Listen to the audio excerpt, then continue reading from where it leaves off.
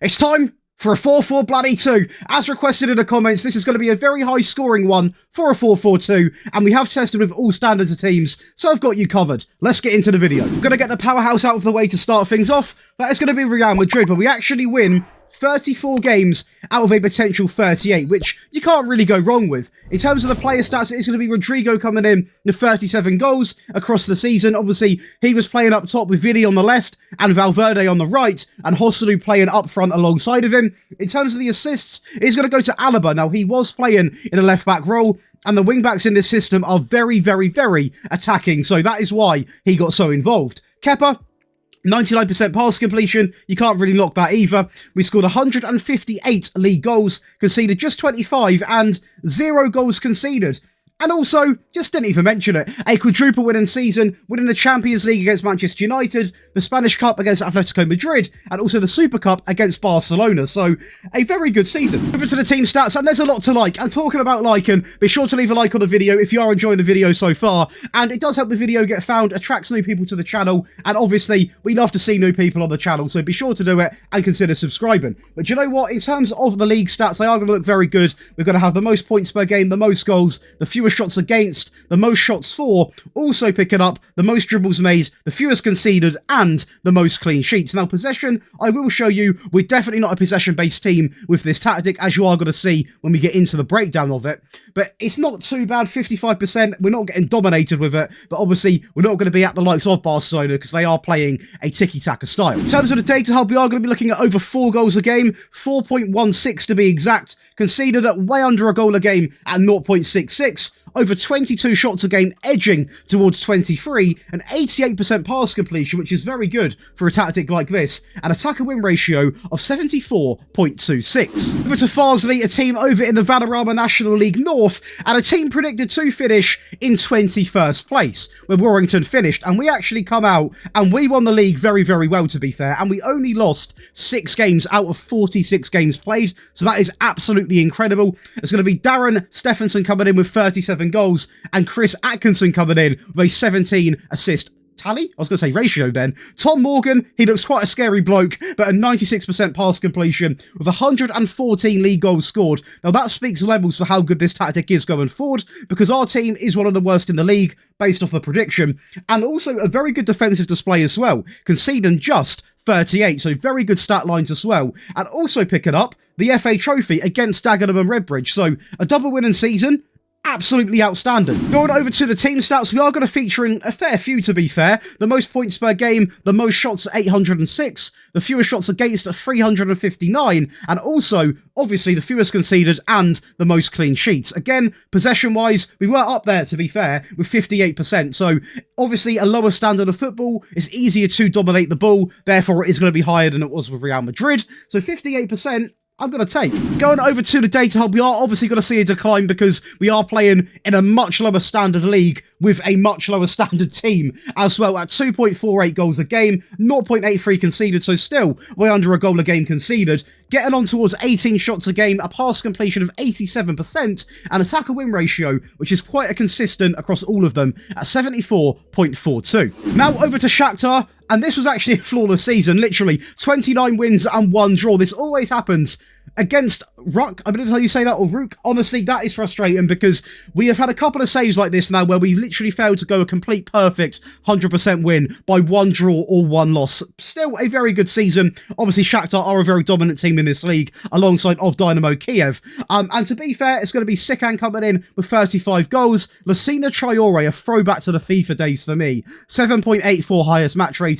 And it is going to be Konoplia coming in with 20 assists. We scored 122 league goals, conceded just 16, which is very, very solid, and just the 1 red card. And also picking up the Ukrainian Cup against Dynamo Kiev. Going over to them league stats, we are going to feature in a few of them. Obviously the most points, obviously the most goals, but also the most shots for, the fewest shots against. Possession-wise, very up there again, 65%. And this this is a perfect time to explain this. When you guys might download a tactic that says 62% possession, and you like, I only got 57, I only got 56, the league plays a massive part in that as well, because if you look at Real Madrid, they were a very dominant team in their league as well, but they still didn't manage anywhere near this possession. So also, the league you're playing in has a magnificent effect on the stats you are going to be getting. So that's something to bear in mind, alongside of the most dribbles at 466, and also the fewest conceded and the most clean sheets. Data Hub again, 4.07 goals per game, conceded at 0.53, over 23 shots a game with a pass completion of 88.29 and an all-time high tackle win ratio of 75.33. Of course, going over to the goal scorers, and just to show you how it's going to pretty much work, the front two are going to be your main sort of income of goals, your main source of goals, because a lot of the play is to feed them up front, really. And it is obviously going to be Sakan and Alasida Traore with 35 and 34. Then we have got a centre back. Again, set pieces on this game at the near post are an absolute joke. So 12 from him, then 11, 11, 8, 8, 6, 6. So we are seeing a variety of goal scorers, but in this 4-4-2, you are going to rely heavily on them front two strikers to get your goals. And assist-wise, again, we're going to be seeing the wing-back obviously getting a lot of assists. Naturally, your striker will as well, because he'll either play in his striker partner or play in one of the wingers, and just linking up the play with one of these sort of deep-lying forwards is going to make all the difference. It really is. That's why I opted to have one of them instead of two advanced forwards all the time, because it does just help link up the play between everyone on the field. Well, I've tested in Scotland. I've never tested in the Cinch League 1 though, so I thought why not, and we went with Montrose, a team predicted to finish in 5th place. We've come out and won the league quite comfortably as well with 86 points, and it's Cove Rangers finishing with 68 in 2nd place. So we walked the league realistically. It's going to be Blair Leons coming in with 22 goals and Kane Hester coming in with 16 assists. Now, let me know in the comments, have we got any Montrose fans? Because I would find that very fascinating. 93 goals scored with only 37 conceded, and again, 1 red card. Unfortunately, the Scottish Cups weren't meant to be, but we're going to take the league title. It was an interesting experience playing in this league, I will say. Team stat-wise, we are going to feature in a few of them. The most points, the most goals, the most shots for. Again, very good on the possession. Now, I can't stress this enough. It's not a possession-based tactic, but in some leagues, you just get possession no matter what, and this is obviously one of them, alongside of the Ukrainian league, which obviously we've done with Shakhtar, and also picking up the fewest conceded and the most clean sheets. Data Hub-wise, and unfortunately the only save where we just about go over 1 goal conceded per game at 1.03, but we easily scored double that, so 2.58 goals a game. Getting on for 16 shots a game as well at 15.89 and a pass completion of 87.44 alongside of a very high tackle win ratio on this occasion of 76.67. And I'm not just saying this because this is my video, but for a 4-4-2, we scored quite a fair few goals, I would say, with pretty much all of the teams. This is going to be a 9-0 win in the Spanish League, and a lot of the goals you're going to see are going to come from not being afraid to get the ball in the box. There's going to be a lot of set pieces, because when I was playing the games, I played a fair few with this Real Madrid team myself, because to be honest, I love to use Jude Bellingham, and I did actually tick play for set pieces because I'm so confident in the set pieces I use, we can get goals through them, and that's what we've done. We've already seen 2 go in this game, but we can obviously play the ball about a little bit, as we've got to see, but Joselu is going to use the player out wide into Valverde, and he's not going to be afraid to shoot at all, and gets his goal. A very positive start into the second half, and again, another set piece is going to come in. We're not afraid to be known as a set piece team now and then. Rudiger into Alaba down the left, playing that left back role, into Vinicius, oh mate, ball inside into Rodrigo, so fluid down the left-hand side. Great link up, another set piece. Rodrigo, kind of a dodgy clearance, back into Rudiger, into Rodrigo, and pluck that one out the back of the net. Almost impossible to save. A couple more goals to come in here. Camavinga, into Vinny, into Rodriguez, going a line. Oh my God.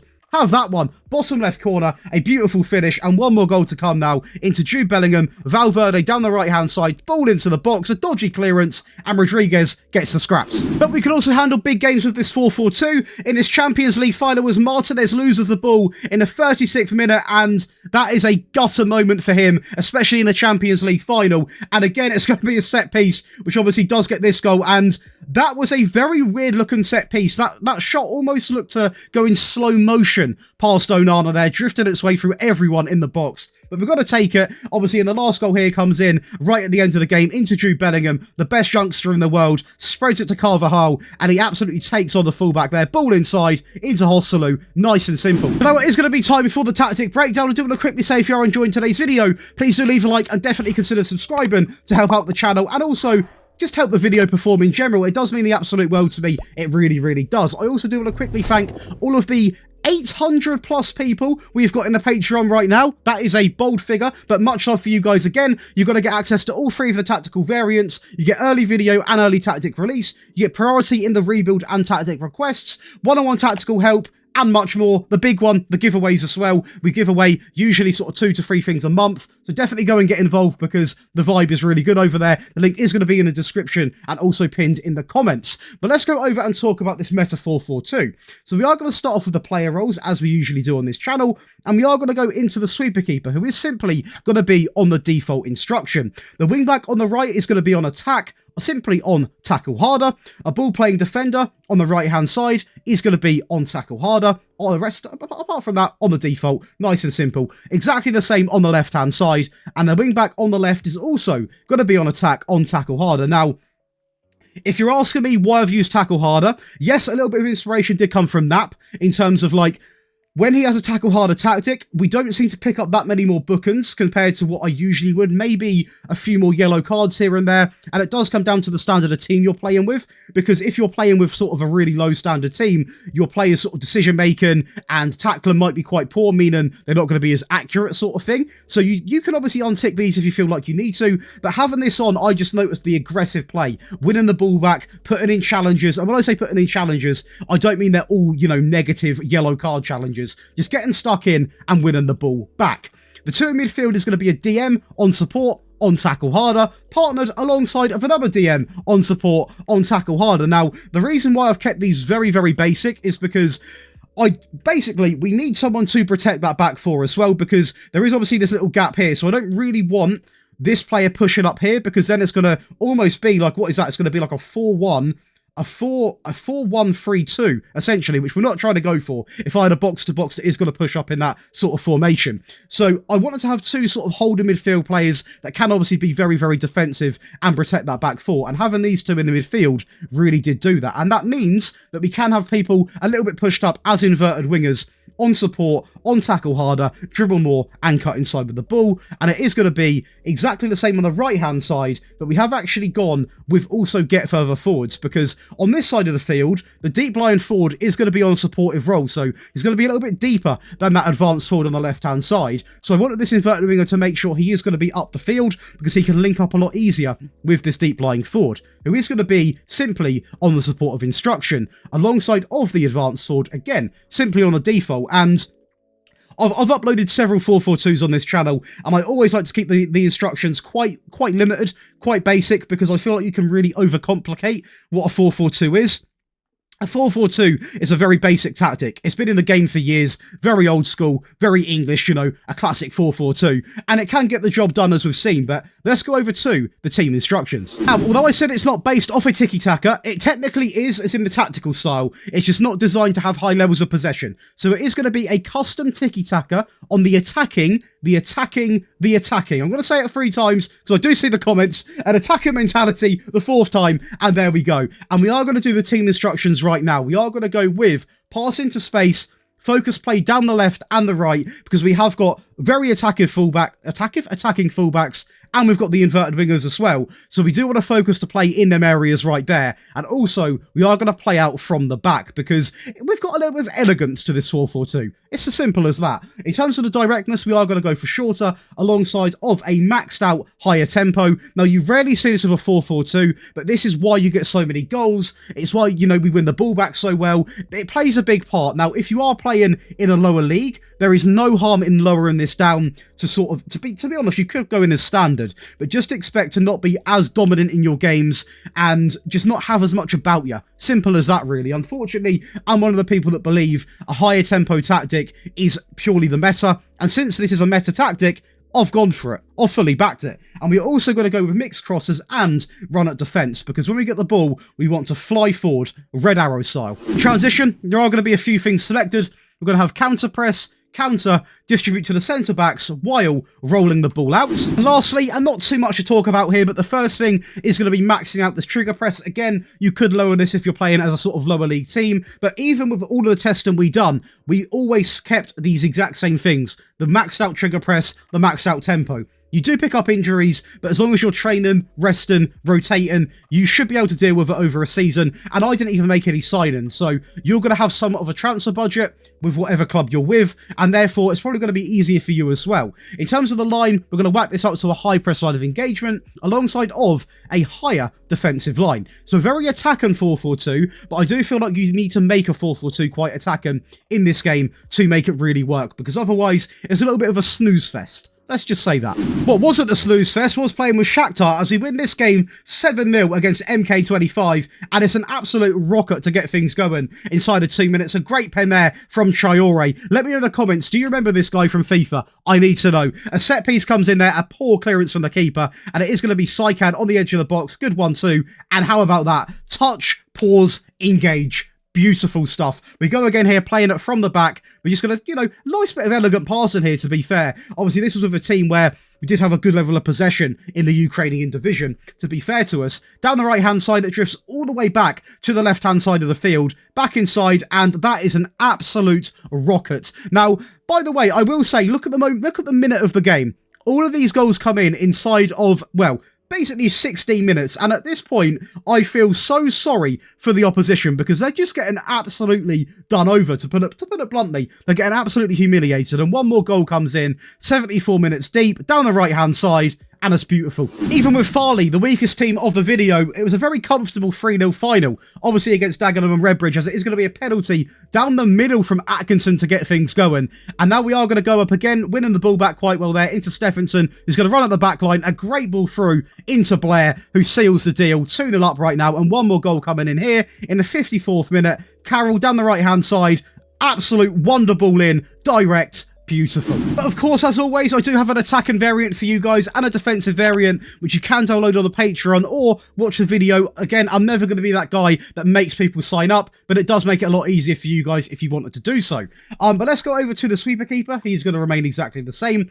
The wing back and all, in fact, the entire back line is going to remain untouched. I'm not going to waste your time. I'm going to be honest if anything doesn't change. The real big change, to be honest, is going to be the midfield, as we've gone with the meta from last year, in my opinion, the double Volante. Something which, is a very bold move, but we are going for goals, and therefore the Volante is just a great role to use, really. The right-hand side is going to be on support, on move into channels and tackle harder, and then on the left it's going to be exactly the same. So a very aggressive pair in the midfield. Volante is a fantastic role to use and does suit a 4-4-2 very, very well.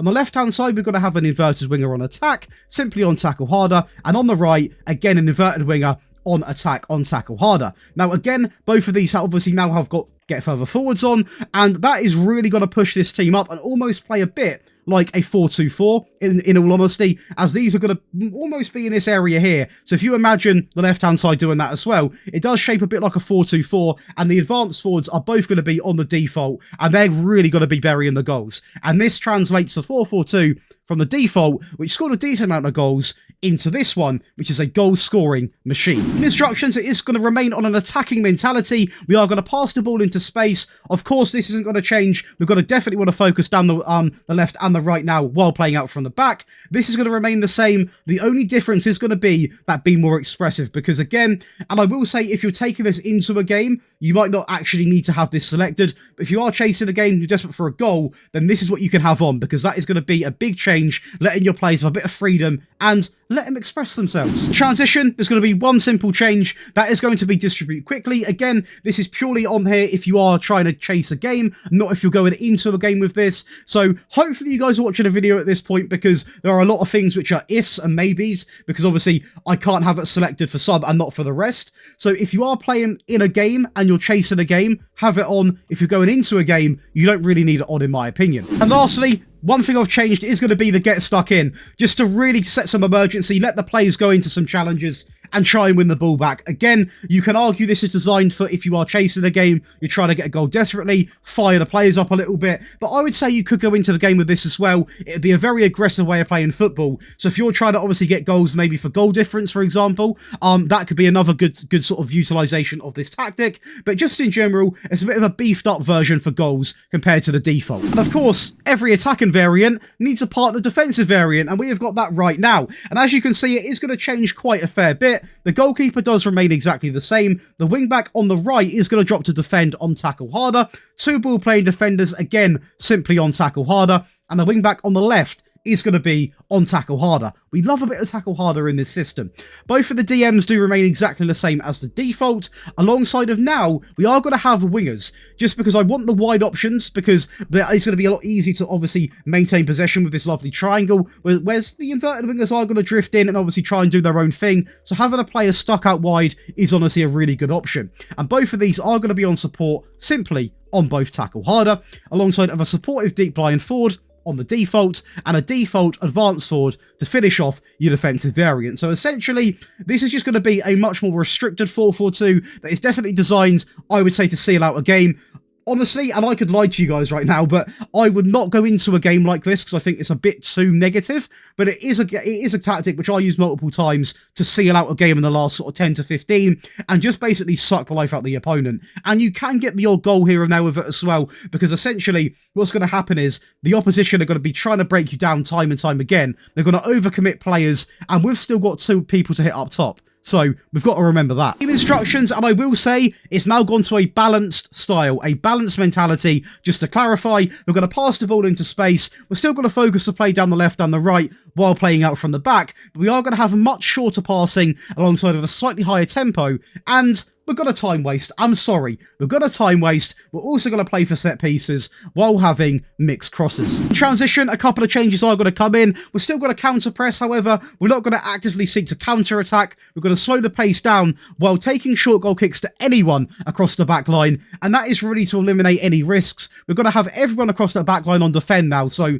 they're all going to be really good passing options. They're never going to be too far pushed up. So we're just going to play it to anyone to maintain possession. Lastly, out of possession, we're going to have the standard defensive line with a mid-block line of engagement. Again, much more negative, very solid at the back, with a much more often trigger press and prevent short goalkeeper distribution. And that is going to give you guys 3 broken meta 4-4-2s, 3 4-4-2s that is, as requested. Again, you want any more formations in this sort of mini series I'm doing, be sure to leave them in the comments. There's still loads we can do, to be fair. I had a lot of fun making this because it's quite nice to step away from a 4-2-3-1 or a 4-3-3, go old school, go traditional, and it got results. If you guys have enjoyed today's video, please consider leaving a like, be sure to subscribe, and come over to the Twitch. We're going to be live today at 5 PM, an hour after you see this video, and loads of you guys have already come over, and the vibes are immaculate. We've got an Ipswich Town save going on at the moment, and we're trying to push for Champions League football. So come and support me. I need your help. But enjoy the rest of your day, and I'll see you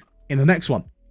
And if you guys did enjoy today's video, here are going to be a couple more videos I'm sure you're going to love. Down here, you're going to see my previous video, and here is going to be a video I personally recommend for you guys to check out. Trust me, you're going to love it.